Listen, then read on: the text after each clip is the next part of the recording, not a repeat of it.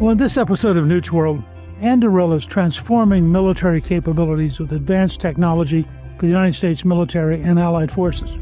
Unlike traditional defense contractors, Anduril is building cutting-edge technology at speed by identifying problems, privately funding their research and development, and selling finished products off the shelf. Ideas are turned into deployed capabilities in months, not years, saving the government and taxpayers money along the way. Here to discuss Anduril, I'm really pleased to welcome my guest, Chris Brose, President and Chief Strategy Officer of Anduril. He's also a visiting fellow at the Hoover Institution, a member of the Aspen Strategy Group, and author of The Kill Chain, Defending America in the Future of High-Tech Warfare.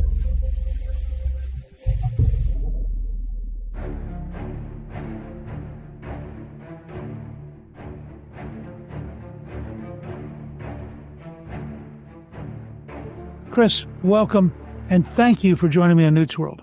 It's a pleasure to be here. Thanks for having me. What else should we know about Anduril as a company? I think you hit a lot of the important points in terms of the amount of investment we're bringing to build our own capabilities, the speed with which we're moving. I also think the main point that I would also hit is designing for scale and scaled production. And that's something that as we've become a larger company, we're now 8 years into our journey. This has really been something that we've been working on for the past several years. So when I say scale, I mean scale as indexed against commercial manufacturing, where you look at a company like Tesla, they're producing 4,000 to 5,000 cars per week in one facility. That's the level of scale that I think we need to get to, or get back to, you could argue, in defense production, where today the production of a few dozen or a few hundred systems is deemed to be large-scale production. And that's just like nothing that we would recognize from our own historical experience. That's not how we won World War II. That's not how we generated deterrence in the Cold War. That's a level of scaled production that we need to get back to. And I think there's been there's an ongoing commercial manufacturing revolution that America is helping to lead that can really kind of advantage us to move sort of back in this direction for defense as well. You know, and one of the more interesting examples is the Ghost Shark story, the things you did with the Royal Australian Navy. That is a very fascinating project. Yeah, so the Ghost Shark is an extra large autonomous undersea vehicle. And what that means is it's basically a robotic submarine the size of a school bus. So it can go thousands of kilometers. It can carry lots of payload. It's obviously a submarine system, so it is electric propelled. It's underwater. And we got started on this project about 3.5 years ago with the Australian Navy.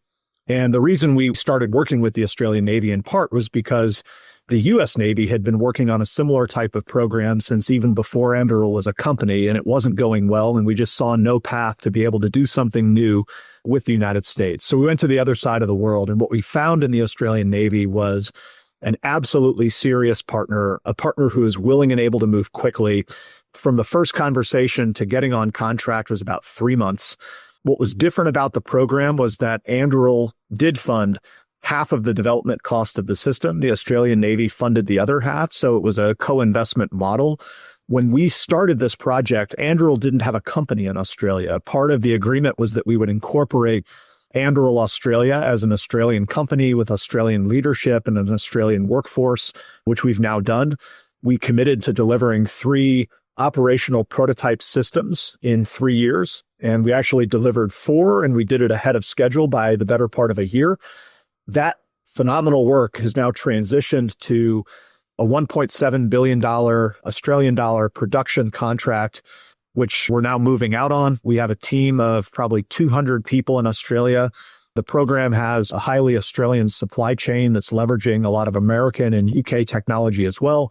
We have a large-scale production facility that we've established in Sydney, and we're basically ready to start pushing these systems off the line by the dozens with the new contract that we have. So again, from first discussion, first idea to production contract and production systems rolling off of a hot manufacturing line, all of this will be accomplished inside of 4 years, which I don't know if it's setting any records, but I would certainly hold it up to the best achievements of the U.S. acquisition system.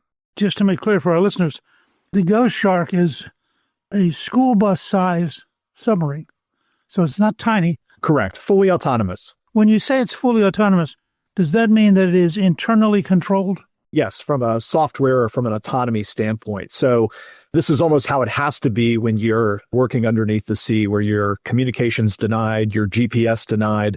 So the ability of the vehicle to submerge, to go comms dark with no GPS signal and execute a mission autonomously, to travel out, to run a kind of operational mission, and then sort of reemerge, kind of retake signal, receive additional commands or instructions from a human operator, submerge and go back and do other things. All of that has to be autonomous because there's no humans on board. You don't really have humans inside of the sort of supervisory loops. So that has to all be done at the level of software. Yes. I mean, I remember years ago when it seemed almost amazing that we first developed vehicles that could loiter. And if it found a tank which looked like the right kind of tank, it would kill it automatically without any kind of human intervention. But now you're talking about a vehicle that could be 1,000 or more miles away, underwater, basically controlled by itself, with humans having designed the controls. But once you've got it underwater, it's on its own. So how does it know whether or not to sink a particular vessel? It's a great question, and this is where I would sort of differentiate what the system is capable of doing and what human beings will allow it to do. And the ethical considerations and the policy constraints about certainly robotic systems or autonomous systems engaging in acts of violence is something that we take incredibly seriously. Obviously, it's something that our government partners take incredibly seriously. So in terms of how all of that gets architected from a mission standpoint, there will be a human being in the loop. There will be a human being deciding kind of when that system is authorized to go engage in something that moves into kind of kinetic action. I think a lot of times you solve that with rules of engagement, that if you're in a scenario where a certain area of the ocean is declared kind of a no-go zone, no-fly zone, kind of an area of active hostility, you can kind of relax certain assumptions about kind of how a system will engage or an autonomous system will engage in that context under the assumption that you're not going to be seeing commercial traffic because it's been cleared out of the area. But this is something that we've taken great care to architect into the system in terms of long-range communications, kind of other types of undersea communications, so that when a human does need to get in contact with it, there are procedures and sort of mechanisms by which that can happen. And it's not just going to be kind of sent off into the world thousands of miles downrange to just start killing things willy-nilly. That's not how we operate as a company. That's not how our partners are ever going to use the system. And this is more handled at the level of kind of policy and constraints. But I can imagine the most pressing challenge in the region is the Taiwan Strait. But I could imagine that something like the Ghost Shark, which is relatively inexpensive and which can be armed with a lot of low-cost torpedoes, none of its space is being used to take care of humans. You actually, for the size of the vehicle, you can actually get a lot more in it, precisely because you don't have to have oxygen, you don't have to have a dining room, you don't have to have a rec room. All of that space gets turned into warfighting. That's right.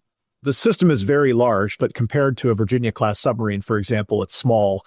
Your point is right. All of the square footage of that vehicle is taken up with pure mission capability.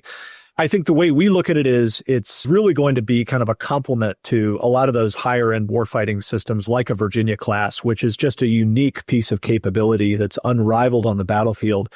But your point is right. We can't produce many of them. They can only carry but so many weapons before they have to go back to reload. So the focus is really, with a Ghost Shark that's weaponized, can I use that system deployed at scale to go after a lot of those other targets that otherwise a Virginia class would have to frankly waste its time going after? I think you could design it so that the Virginia class submarine is coordinating 10 or 15 or 20 of the Ghost Sharks. In terms of them being a command and control node for the system, that is absolutely doable.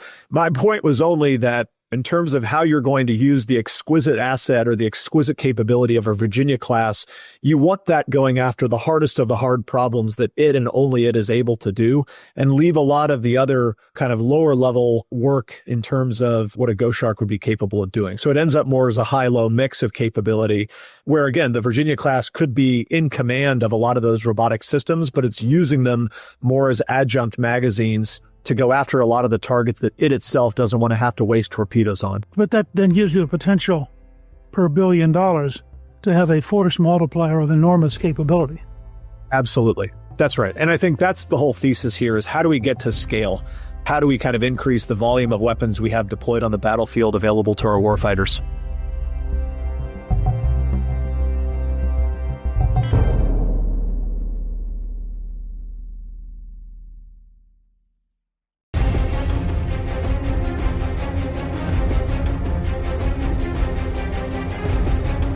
As you get into a full production run, is it conceivable, would the Australians allow you to then sell it to third parties? Yeah, so this is an active conversation we're having now where I think in terms of the work that we would do on that type of system in the U.S., I think there's an understanding that that's going to be a unique relationship that we have with the United States, and any kind of systems of that class would be built in the United States. But I think in terms of collaboration with other allies and partners in the Indo-Pacific region, that is absolutely something that I think the Australian government would be in the lead on. And I think that's something that we're very looking forward to in terms of facilitating that kind of collaboration. To your point, add and sort of multiply capability that's out there on behalf of democratic countries and U.S. aligned countries. Could you imagine, given our own culture and our own bureaucracy, a willingness to say, this thing is actually working, it's actually being built, we actually understand it. So they just basically buy the capabilities. You may want to build it in the U.S., but you're building something which already exists, which eliminates all of the developmental time, developmental costs, the kind of things that drag out forever and make American weapons vastly too expensive and, given the speed of technology, way too slow to stay inside the technology loop. This is exactly the conversation we're having right now. And the argument is exactly what you're laying out, which is good news. The Australian Navy and Anduril have already paid the development costs. We've already done all the hard work. We've gotten the system to the point where it can now be mass produced. Just buy it. You can missionize it or weaponize it for your own unique purposes, but the overarching system is just ready to go and available for you to buy. You have an in-depth understanding of the Congress. To what extent can your new experiences and your new understanding of how dramatically capabilities are changing, to what extent can that be communicated to the Congress? It's something that we're actively involved in. And I'll tell you, the thing that really encourages me is when we go up to the Hill on a bipartisan, on a bicameral basis, authorizers and appropriators across the board, when we talk about the work we've done on Ghost Shark, for example, what the capability brings, everyone's excited about it. There isn't anyone who thinks this is a bad idea or it's not necessary. Once you then get into the eaches of, how are you going to budget for it over what period of time, et cetera, we may see some more specific considerations, but there isn't anyone on the Hill that I've engaged with who doesn't think that this is a great model for how to acquire capability differently, that it's something that the U.S. needs to be looking at, and hopefully in the coming years will be something that the U.S. is actively acquiring. I was very struck with a recent report that Ukraine this year will build 4 million drones. People tend to forget that Ukraine in the Soviet Empire was in fact a major manufacturing center, has a lot of really smart engineers, and has turned out to be, I think, a much more agile and much more technologically advanced opponent than the Russians were ready for. I was just reading a column talking about Israel and the degree to which the Ukrainian experience is in some ways a real threat to Israel, because Ukraine apparently used 117 low-cost attack drones, which apparently they smuggled in trucks all the way into the heart of Russia and then launched them. It's actually a Mossad-quality operation, not what you normally think of. And we're doing devastating impact. Ukrainian drones that cost, I think, something like $70,000 were sinking multi-million-dollar Russian ships and literally drove them out of the Black Sea. How do you see this evolution of sort of an agile, information-rich capability that's evolving constantly when confronted with an American system which is cumbersome, favors very high-tech, very expensive, and very slow to produce capabilities? I think that we need to learn the lessons of what's happening in Ukraine. I worry that we're not to the degree that we should be. And I think there's a handful to me that jump out, and I think you're hitting them, and I just underscore a few. So back to the theme of production at scale, the numbers that you're quoting that the Ukrainians are delivering, it's all based on an assumption that I think we used to plan our forces around, but we stopped doing for the past 30 or 40 years, which is wars are going to be protracted. we're going to lose a lot of systems. We're going to lose a lot of vehicles. We're going to shoot a lot of weapons. We're going to have to regenerate a lot of lost capability. And then we're going to have to do that as a function of time. That's not how we've been building the force, arguably since the Cold War. We've been assuming that wars will be short. We'll be able to have a technological advantage through exquisite systems and stealth and other types of capabilities like that. And that when we do go to war, it'll be over relatively fast. We'll shoot a small number of weapons. We won't lose a lot of things. We won't have to regenerate a lot of capability. So I think shifting the enterprise to a whole different set of planning assumptions is going to be hard. And I think that it almost necessitates leaving behind kind of the existing processes by which we've been building the kind of exquisite traditional military that we have, and putting in place a parallel process to define requirements differently, to spend money differently and faster, to acquire systems that are not meant to last forever, but are something that you can deploy at scale, redesign, redeploy. That is, I think, something that we are absolutely capable of doing. We just need leadership to make it so. And then I think the kind of the related point is on adaptability. And that's the other key lesson that I think we've been learning and others have been learning on the Ukrainian battlefield is if you have something that works today, that's great, but it's likely not going to work next week or next month or next year. So the real advantage goes to the organizations that can be learning organizations that can adapt their technology quickly based on the lessons of the battlefield, the lessons that their soldiers are learning and sort of driving back in the technological development cycle.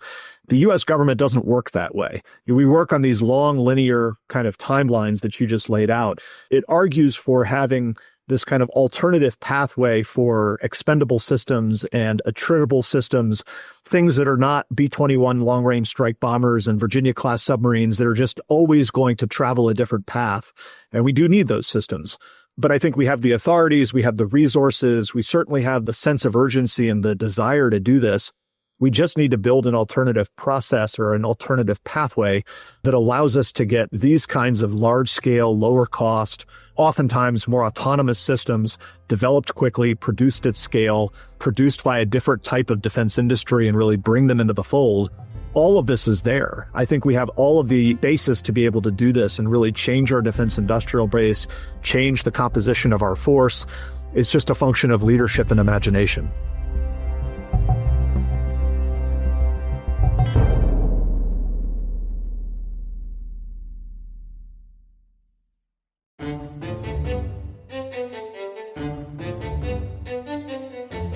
I'm actually sort of encouraged by what I see beginning to happen. I've been talking for a number of years about the difficulty of very large, successful systems to culturally change. In the last 2 or 3 years, I've begun to sense the ice breaking and the American system beginning to look around and go, we are really going to have to change in profound ways. Yes, I think that's absolutely true. I mean, when I think back to the time that you and I were sitting in John McCain's Senate office 10 years ago talking about this, I mean, you couldn't mention China and great power competition in the same sentence without somebody kind of wagging their finger at you. We didn't even accept that we had a problem. So this tanker has begun to turn considerably. I think that we're still not there in the sense of really needing to see the kind of demand signal at scale.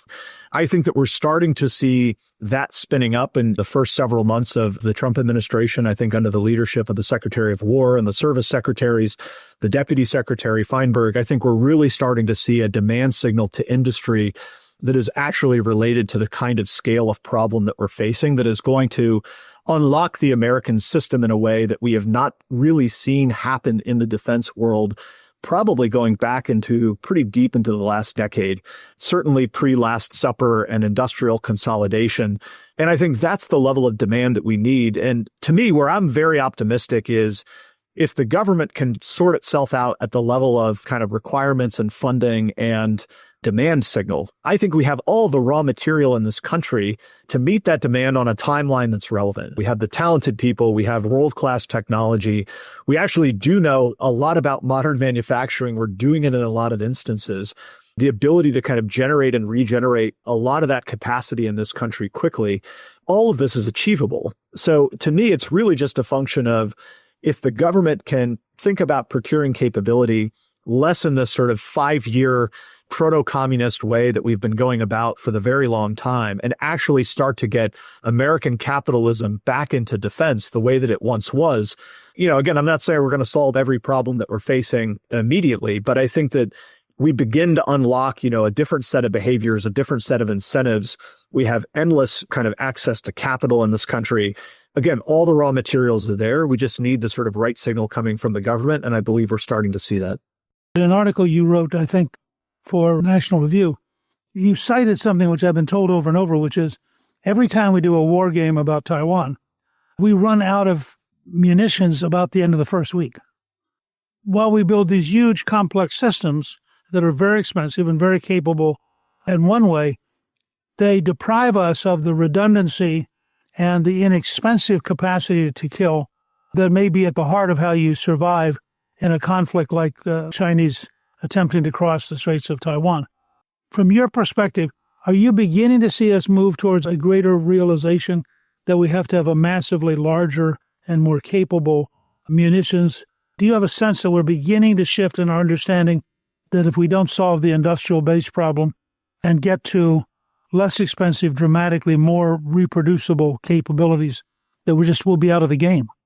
Yes, but the yes is I think that there is an absolute realization that where we are on munitions as a country is woefully inadequate. And the evidence is exactly what you just said. And for those who doubt kind of the outcomes of the war games, you just need to look at Ukraine, where in the first several months of combat with Russia, the Ukrainians burned through about a decade's worth of anti-tank and anti-air U.S. weapon production. So those are relatively simple tactical systems, right? So if we're shooting all of our Patriot interceptors, all of our long-range anti-ship missiles, and other kinds of exquisite weapons, they're going to take even longer to regenerate. So I think the desire to have more weapons is real. Historically, weapons have been a bill payer, and I saw this in my experience in the Congress, where critical munitions lines were shortchanged in order to buy more platforms, but we started to change that. And this is, I think, the important point that many folks who haven't been paying as close attention don't realize. Over the past 10 years, we have tripled spending in this country on critical munitions. But when you look at the amount of production that we've gotten as a result of it, it's only 23, 24, 25% increases. So to me, it goes back to the point that, yes, we do need to spend more money on weapons, but we need to spend that money differently. Because a lot of the critical weapons that everyone is focused on, and there's about a dozen, were never designed to be mass produced in the first place. They were designed to be exquisite, to be able to go after the hardest of the hard requirements that you're going to put on those weapons. And as a result, for any number of countless reasons, the ability to produce them at scale at an affordable price, to be able to regenerate them quickly when you lose them, is next to zero. So I think the argument that we've been trying to make is absolutely, let's spend more money on the weapons we have. But in addition to that, we need to spend a lot more money on low-cost complementary weapons. So at Anduril, we're building a low-cost cruise missile for the Air Force and working with some of the other services on it. It's never going to be as exquisite and capable as a JASSM or an LRASM, kind of maritime or air-launched cruise missiles or a Tomahawk cruise missile, but it's going to cost a tenth the price. So if I can create kind of a blended salvo where I can shoot a whole bunch of our low-cost cruise missiles and one of those more exquisite weapons, I'm actually shooting a salvo that costs less than if I just shot all exquisite weapons. I'm actually burning down the defenses of the system that I'm shooting at, and that one exquisite weapon is going to go a lot farther and do a lot more as a function of being paired with a lot of low-cost complementary weapons. So it's a matter of needing to spend money differently on new types of programs to complement the ones that we have.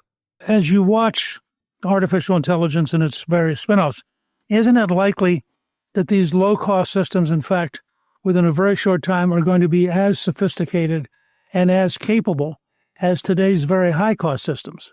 Yeah, so this is a good point in terms of what we mean by exquisite. From a software standpoint, I would say the capabilities that Anduril is bringing to bear, whether it's on the Goshark UUV or on all the different weapons that we're building, that software is exquisite. I mean, it's absolutely world-class. It's like nothing else in the industrial base, and it's changing constantly. So I can make that weapon effectively a new weapon each time I recode it or add new algorithms or add new software or digital capability.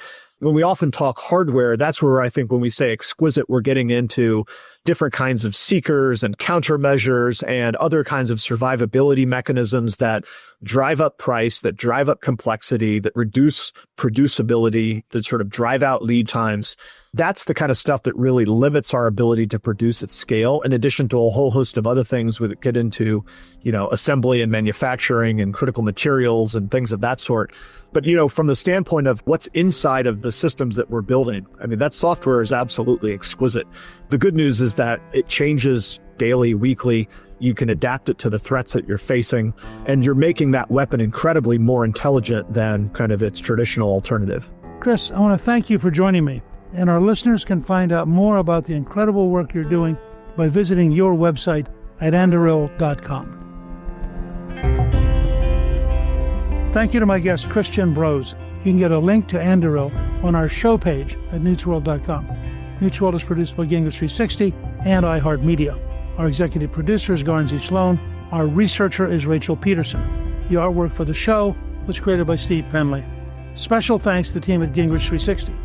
If you've been enjoying Newt's World, I hope you'll go to Apple Podcasts and both rate us with 5 stars and give us a review so others can learn what it's all about. Right now, listeners of Newt's World can sign up for my 3 free weekly columns at gingrich360.com/newsletter. I'm Newt Gingrich. This is Newt's World.